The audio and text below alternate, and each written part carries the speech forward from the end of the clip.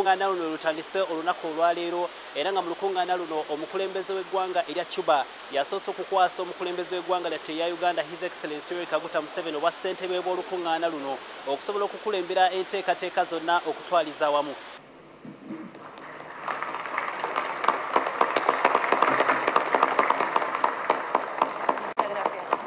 Obukulembeze bwa Uganda bugenda kutambulira ku mulamwa ogugamba nti tewali kuleka muntu yenna mabega era ng'okusinziira ku mulamwa guno gujjire mu kaseera nga amawanga gasinga gasanga okusoomooza mu bintu eby'enjawulo omuli ebyenfuna, ebyobusuubuzi, ebyokwerinda ssaako n'enteekateeka endala okusinziira ku pulezidenti w'eggwanga lino His Excellency Yoweri Kaguta Museveni kati ssentebe w'omukago guno ogwa G77 plus China agamba nti guno omulamwa gugenda kukolera ddala bulungi nnyo era bakutambulira wansi w'omulamwa guno n'enteekateeka ez'enjawulo.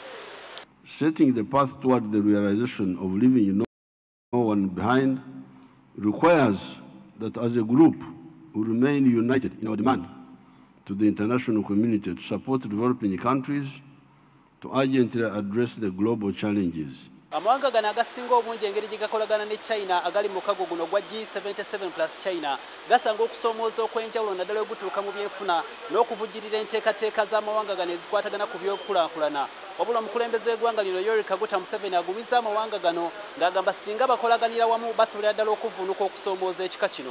It is critical that the group of 77 and China remains united in its pursuit of collective interests at the United Nations.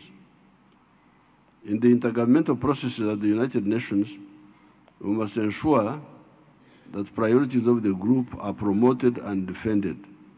Wabadde olukungano lwa bannamawulire nga enteekateeka zino zonna zimaze okuggwa era ssaabawandiisi w'enkalakalira ow'omukago ogwa United Nations ategeezezza nti bali mu nteekateeka ey'okulaba nti Africa efuna ekifo eky'enkalakalira ku lukiiko olufuzi olwa UN era omwaka guno ogwa 2024 mu mwezi ogwa Septemba bagenda kutuula balabe nti babaako n'enteekateeka ez'enjawulo ze bakyusa ssaako n'enkola omukago guno kwe gutambulira basobole okuteekamu ebyo ebijja mu kyasa kino n'omulembe guno. At least one African permanent member. The United States said so. The Russian Federation said so. China has been positive in this regard. The UK and France too. So for the first time, I'm hopeful that at least a partial reform of the UN Security Council could be possible. Omukago guno ogwa G77 plus China gwatandikibwawo mu mwaka gwa 1964 era nga gulimu amawanga kakati wetoogerera gali 135. Amawanga gano gatuula bukubirire okulaba nga gateekawo embeera esobozesa amawanga amalala nago okukulaakulanira wamu ku musinde gwe gumu n'amawanga amalala awatali kuteekawo njawukana wadde obusosoze. Nze Hasif Sekyunga, BBS Terefayina, wane Munyonyo.